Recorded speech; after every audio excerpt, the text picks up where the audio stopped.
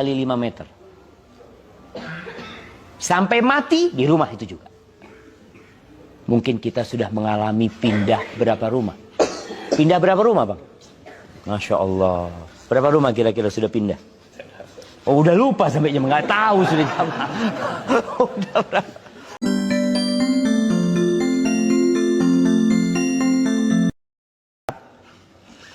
Sebanyak apapun dosa kita, Allah akan ampunin.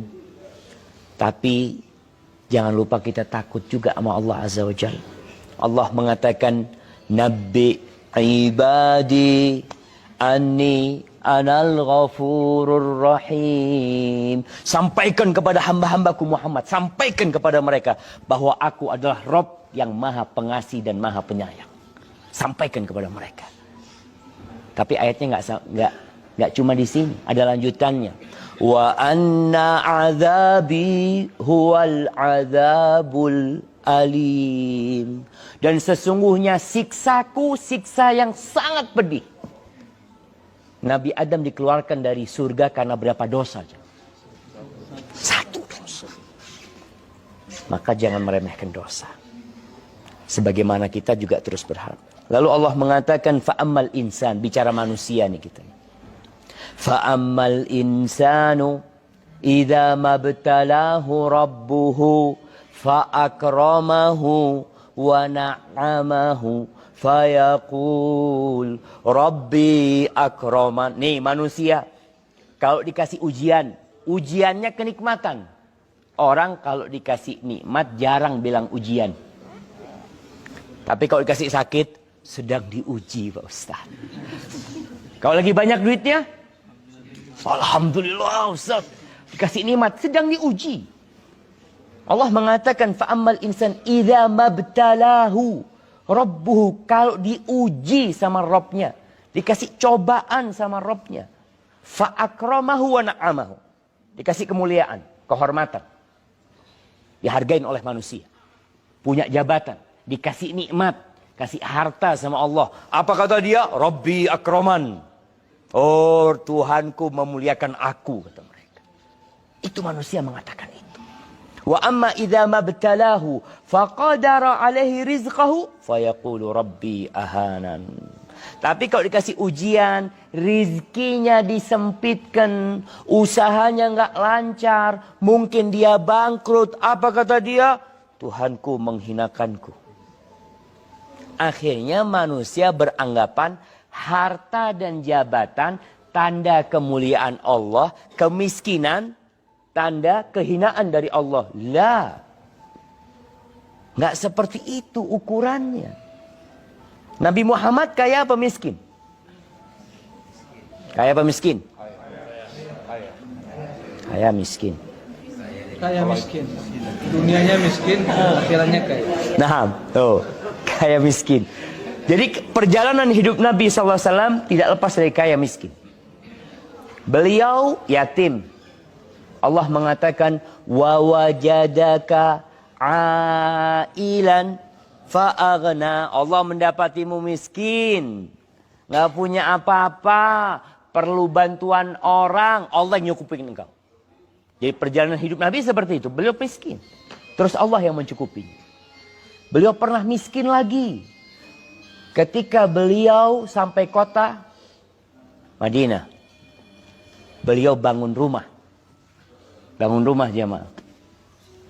Kita kalau bangun rumah, kira-kira ingin yang paling indah. Makanya banyak orang pindah dari satu rumah, rumah selanjutnya, rumah lagi. Kenapa? Ya karena hartanya bertambah, rumahnya tambah lah Ustaz. Nabi SAW bangun rumah ketika hijrah. Luas rumahnya kira-kira 5 kali 5 meter. Sampai mati di rumah itu juga. Mungkin kita sudah mengalami pindah berapa rumah. Pindah berapa rumah Bang? Masya Allah. Berapa rumah kira-kira sudah pindah? Oh, udah lupa sampai jam, nggak tahu sudah jam. Udah berapa? Nah, Rasul Sallallahu Alaihi Wasallam, Masya Allah, tetap di satu rumah sampai meninggal dunia. Sallallahu Alaihi Wasallam. Beliau, ya Ustaz, mungkin nggak punya uang untuk renovasi Ustaz. Nabi alaihissalatu wassalam pada tahun ke-7 Hijriah setelah menaklukkan Khaybar. Beliau pulang bawa harta, beliau punya uang pada waktu itu. Yang beliau renovasi masjid. Rumahnya tetap. Yang direnovasi rumahnya Allah Azza wa Jalla. Coba kita berpikir. Yang perlu besar rumahnya Allah, semakin banyak jamaahnya. Antum tetap, kecuali antum renovasi Ustaz. Dulu waktu bikin rumah ini anak 3 Ustaz, sekarang 13. Renovasi pantas karena ada sebabnya. Ini rumah tambah besar, anggotanya tambah habis. Orang itu kadang-kadang anak lihat sudah tambah besar rumahnya, anak kemana? Alhamdulillah Ustaz, udah lepas semuanya Ustaz. Jadi di rumah ini berdua aja, Masya Allah. Makanya bikin anak yang Masya Allah. Paling tidak pulang dari sini barokah lah. Semua tambah 1 anak lagi. Masya Allah.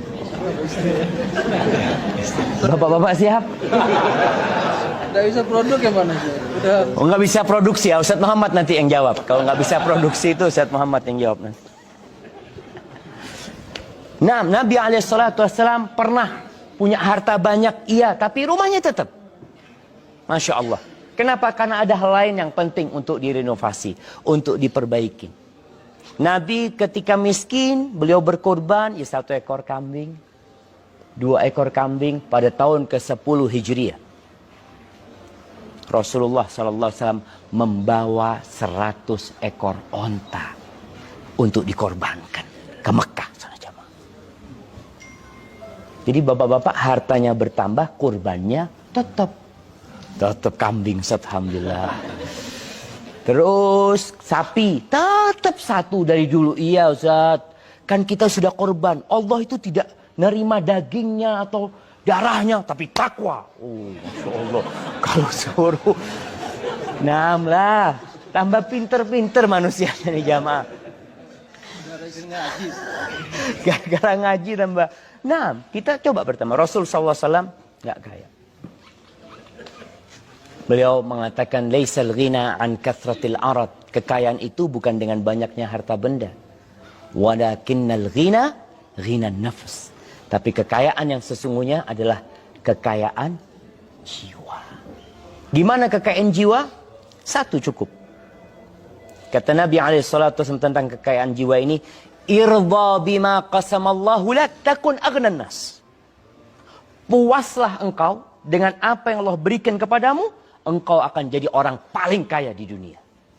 1. Kepuasan dengan apa yang Allah berikan. Orang punya handphone kalau nggak puas-puas jamaah, dia akan selalu melirik handphone temannya. Insyaallah, ganti handphone lagi antum ya. Insyaallah. Mulai dalam hati kapan ganti ya, Masya Allah. Karena cuma mau gaya aja, coba puas ya, Masya Allah. Tapi bukan berarti puas itu mobil kita tetap mobil yang kuno ya.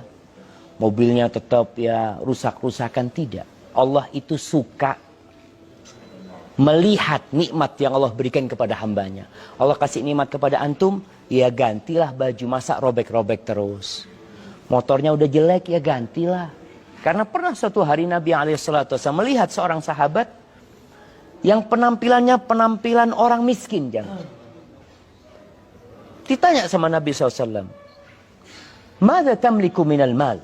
Engkau punya harta apa yang kau milikin harta?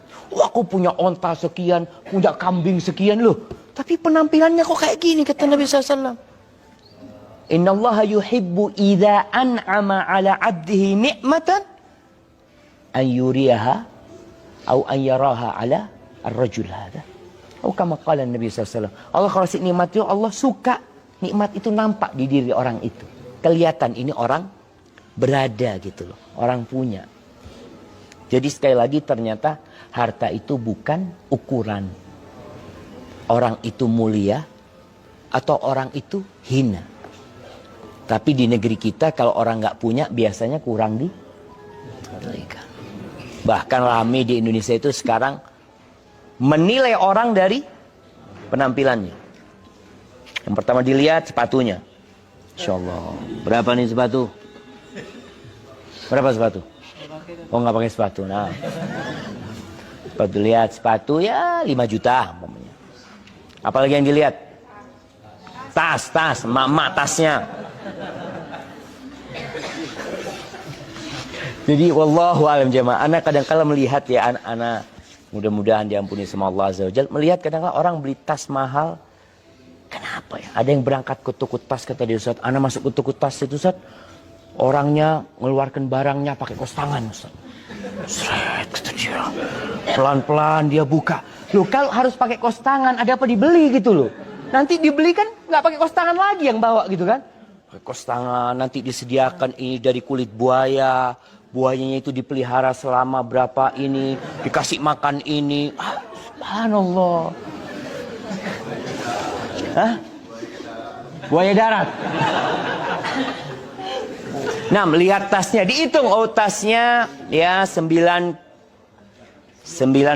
M. Oh nggak ada lah jamaah ya, 950 juta. Jamnya dilihat, jam berapa jam? 2 M jamnya. Allahu Akbar. Jamnya 2 M. Topi berapa bang?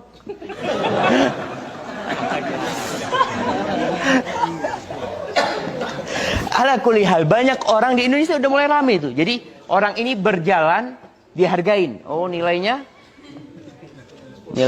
2M orangnya.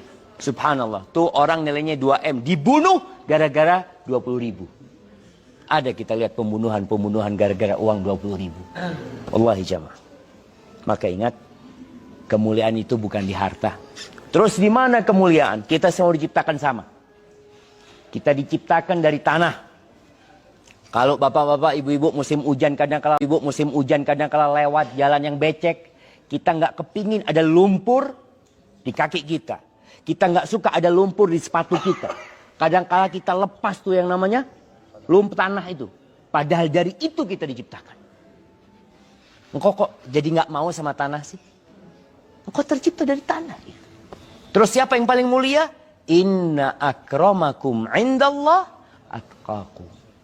Yang paling mulia di antara kalian adalah yang paling bertakwa kepada Allah Azza wa Jalla. Kita berangkat bareng-bareng.